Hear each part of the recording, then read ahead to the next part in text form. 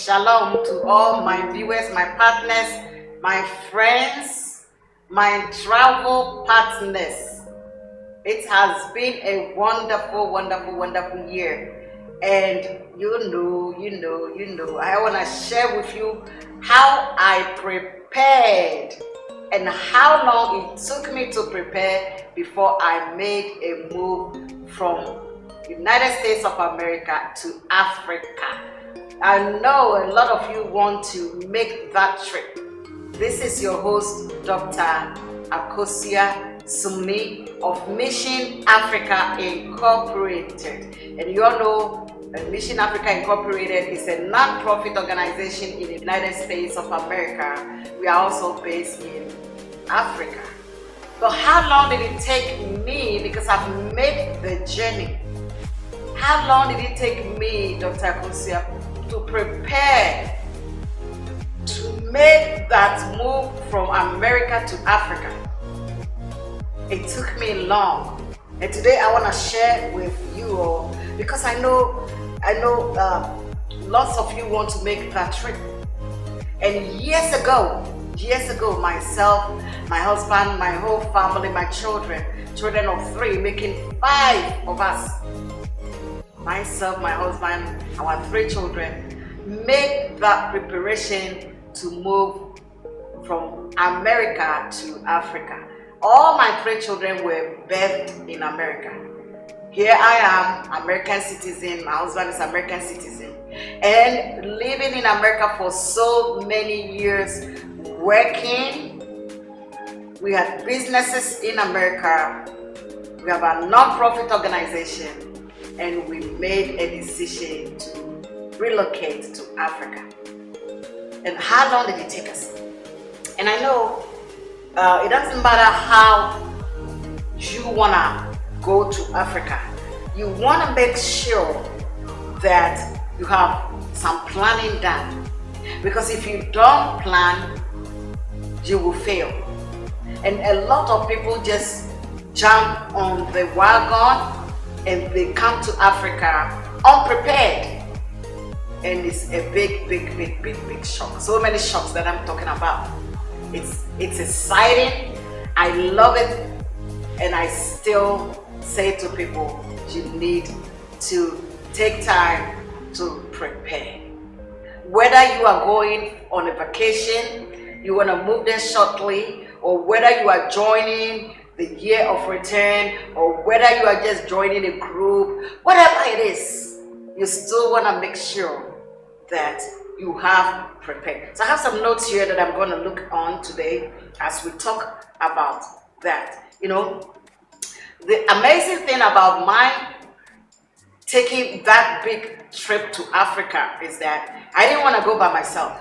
I did not want to go by myself. And so I planned it well to the point that I took 55 people with me. 55 people from America came with me on my first journey, my first trip to Africa. Can you imagine having 55 people, men and women, churches, organizations, government officials, students, pastors, missionaries, humanitarian workers, homemakers, nurses, doctors. I mean, you can think about any person in this group, 55, business people, children, adults. I think there was a 6-year-old and a 4-year-old. I mean, it was amazing for this trip to take place with 55 people traveling all the way from America. And we all met in California, in Los Angeles, before we took that trip. So if you are planning to make that trip, I want you to be purposeful about the move. I want you to be very intentional. Don't just assume. Be purposeful, be intentional, and ask yourself, why do I want to go to Africa? Why do I want to go to Africa? Why do I want to move to Africa? Is it just on a vacation, a 1-month vacation, a 3 months humanitarian work, 6 months mission work, or am I going there for a short move, a 3-year move, 4 years, 6 years move, 1 year move, or am I going there for a long move, 10 years, 15 years, 20 years, or am I going there for the rest of my life? Am I going there for the rest of my life? You want to think about all this and ask yourself all these questions. Or am I going to Africa and come every year? Are you going to come every year to United States of America to fuel up and then go back? Or you just going to come every 6 months, every 3 months? Some of the people who went with me, they come back every 6 months. There's a particular nurse that came, an actress that came with me, and she goes back every 6 months. She makes that trip back and forth because she's got a job both in Africa and in America, and she's enjoying her life. So these are some of the questions. So be purposeful. Are you going there for a short move, a long move, the rest of your life? Are you going to Africa and come every year? Or you are going to stay there perpetually, and the moment you land in Africa, you are not coming back to the United States of America? You gotta ask yourself all these questions. You have to put all these things into action, all these questions, and be convinced why you want to be there. Number 2, are you going there to start a business? I asked that question. Are you going there for a vacation? Because this is how you're gonna plan. If you're gonna go there for a vacation for 1 month, you know how your itinerary is gonna look like. If you're going there for 3 months, you're gonna carry a different itinerary. I've brought some students to Africa. I brought students to Egypt. I brought students to Ghana. And they lived here for over 1 month. That's 2 months or 3 months. So itinerary was planned differently because that was their summer vacation. So I had to plan their itinerary differently. Altogether, I have brought over 1,000 people to Africa. Over 1,000, and my first year was so successful to have 55 people, medical doctors and nurses and all the people that you can talk about, media people, come with me and make this journey beautiful. It was such a wonderful time. But I say to you who is planning to move to Africa, because you've heard about a lot of people going on the year of return. The year of return last year, 2019 already, we saw over 600,000 people in Ghana alone. 600,000 people in Ghana alone. Talk about Kenya and talk about other countries, Nigeria. It was a big move for African Americans, and I was there. I had a group who came with me to Ghana, and it was wonderful to make that year of return. But my preparation is not just for myself. I've prepared over 1,000 people to make this journey to Africa. Whether you are coming to Egypt, these are some of the places I've taken people to. Nigeria, Togo, Benin, Rwanda, Ghana. We've been to South Africa. We've been to Zambia. We've been to so many countries in Africa. And every time we make that move, we don't just come. There is a big preparation time, and it takes us long. The least time that it takes me to prepare people is 1 year. 1 year. But talking about the first year took me 2 years to campaign all over the Inland Empire, all over California, Riverside County, part people coming from Los Angeles, and then beyond California, Mississippi. We had people that have traveled with us. And so in our campaign, it takes about 1 year for us to campaign and prepare people. Because see, African want to travel to America. Some of these people just have the money. They have the money. Africans who want to travel to Europe or to America, they have the money. They go to the bank, they grab the money, and they go. But I know with African Americans, many of you that are making the trip don't have the money. And so you need that preparation time.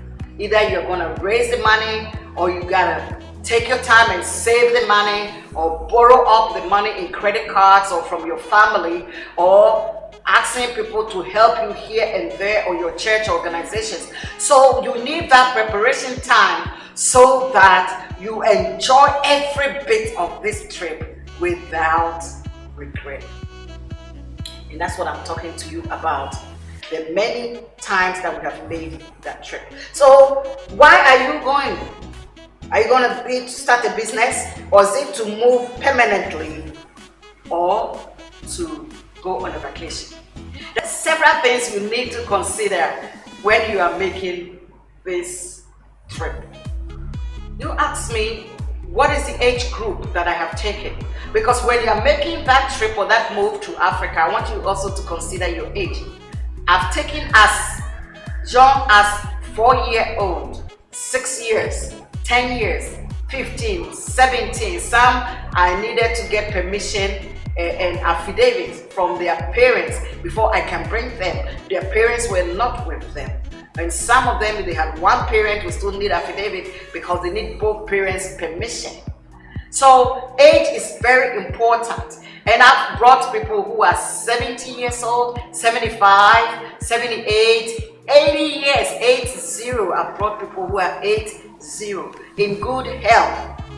And it's been amazing time, because you got to know that there are bone shakers here. Some of the road that we are going to travel on in our vehicle, sometimes they will shake, you know, and so you want to make sure that you can make that trip. It's just like making the trip to Israel and going to Israel, taking people to Israel. We've taken people 75, 80 years old. I've seen people with that age bracket going. So that's some of the things that you need to consider.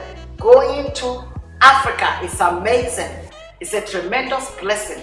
It's a trip that every African American should take. Everybody in the Caribbean should take. Every African descendant, whether you are in Europe, North America, South America, whether you are in Australia, China, even within Africa. There are some Africans who are in the diaspora. They are not in Africa. They've also traveled overseas, or they are birthed overseas, and they also need to come to Africa, because Africa is a great continent. It's a great continent. It's a place that you want to be. It's a place that when you come, you know that you are at home. It's just like being in Israel. Just like being in Israel, and you will be blessed. Some of the things that you don't like in America, it's pushing you to come to Africa, and that is okay. But you got to know that Africa, it's also beautiful, but its own challenges also. Now, another thing that you want to consider is, do you have children? As you are planning to move to Africa, do you have children? What is the age of your children? When the first time I decided to move to Africa, I've moved several times. I have not just moved one time, I have moved several times because of the work that I do, humanitarian work, because I used to work for the social services in America. That is how it all began. Social services, Inland Empire, the county, that's where I worked. And so I already have a humanitarian heart to help people, to travel across my county, across my state, to different places. We have fed the homeless in San Bernardino County. We fed the homeless in the Inland Empire, Riverside County, Rancho Cucamonga. We've gone to Los Angeles. We've gone to different places to help people. And I decided that I would bring teams of humanitarian workers to Africa to continue the humanitarian services. So when you are making that move to come to Africa, you have to consider, are you single? You ask yourself all that question. A lot of single people have traveled with me. Are you married? A lot of married people have traveled with me. Sometimes they come together as a couple. Sometimes it's one of the couples coming with me. So it has been done. You also want to consider if it's the whole family that is traveling. I have brought the whole family. husband, wife, children. I remember when I brought 2 lawyers. They are both lawyers and they have 2 children. So I brought them and their children together to Africa, and it was amazing for them to enjoy their family reunion. I also brought a family, a pastor, wife, and their child. They were so happy to be able to make that family trip. So when you are making this trip to Africa, there's a lot of considerations. That is, do you have children and a family? Okay, because when you are making the trip, when you are making the move, especially those who are making moves and want to relocate, do you have to consider the age of your children? I have brought some of the people or some of the families who have moved to Ghana from Canada. I remember this particular couple who moved from Canada to Ghana. This particular couple, their children were around 10, 12 years, the husband and wife, and then their friends with their friends' children moved, and it was amazing to see that move take place. So that is why you have to think about all these questions. I hope you have your pen and paper as I talk to you about things that you have to put into consideration in your preparation before you make that move. You also have to think about your current job and your current position.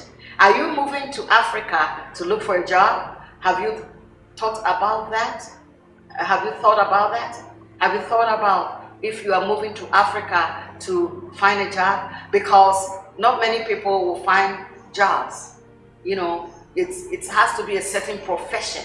I have people who have moved to Africa and they've got jobs with the American Embassy in Africa, American Embassy in Ghana. Or are you considering moving to Africa to start a business? You have to think about all these. What kind of job do you have in America? Are you working for the states? Are you for the county? Or are you working for private firm, a private organization? Or do you have your personal business in America? And then you also want to consider if your business is virtual. Is your business virtual? Is your business something online that you can easily take with you to any country? That is the best. Because part of my business is virtual. That is why I'm able to travel so much, recruiting people around the world for humanitarian work. There are some of the people that I recruit to travel with me to Africa. I've never seen them before. We only meet in Africa, or we meet at the airport if I'm taking the group in the airplane with me, or the group is going to the airplane with me as we make the journey. We only see at the airport. We do a lot of training, virtual training. We also do personal training, office training. But then, because part of my job is virtual, it's so easy for me and it's very, very encouraging. So you want to also consider what kind of business you got, what kind of job do you have? Is it virtual or is something that you have to go to the office every day? All these things are very important. I'm going to go over quickly before I continue some of the things that you have to consider. Again, this is your host, Dr. Akosuah Sumney of Mission Africa Incorporated. Mission Africa is a non-profit organization in the United States of America, and now we have a branch in Africa. And what we do is we've recruited over 1,000 humanitarian workers and volunteers who are all professionals to Africa to do volunteering work with us. We still do our volunteering work in America. We still feed the homeless. We still help people in America, but mainly and majorly our work now is across the borders of Africa. So if you are planning to move to Africa, I don't want you to do it by yourself. You will see my phone numbers there, 951-402-9877. 951-402-9877, or you go to my website www.missionafricainc.org. missionafricainc.org. You find me on social media, Dr. Akosuah Sumney, all social media sites. You find me there. You can send me email Mission Africa Incorporated at yahoo.com. Mission Africa Incorporated at yahoo.com. But if you are making a move to Africa, whether you are coming for 3 months, 6 months, 1 year, 2 years, 3 years, 10 years, 15, 20 years, or you want to permanently move to Africa, I want you to consider the things that I've spoken about. Be purposeful about the move. Be very intentional about your move. Whether it's short move or long move or the rest of your life, or you are going to Africa and come every year and stay there forever. And that is very important because, like me, when I started coming to Africa, it was every 3 months. So you can imagine every 3 months I'm bringing a group. Either I'm bringing doctors, or I'm bringing nurses, I'm bringing teachers, I'm bringing students. So my recruitment was every 3 months. In every 3 months I came to Africa. Then once I had a representative in Africa, I shortened it to 6 months. So now I was doing every 6 months. Now every 6 months I was coming. So before I was coming 4 times a year, then I made it into 2 times a year. Then I made it into once a year. And I still have twice a year and once a year. Now I'm doing twice a year, mainly twice a year, back to twice a year again. So you want to also make sure what kind of move do you want to make. So now, are you going there to start a business? You're going there for vacation, or you are going there for a job? You're going there to start a family, or you just want to learn about your culture? Is it to move permanently, or why are you moving?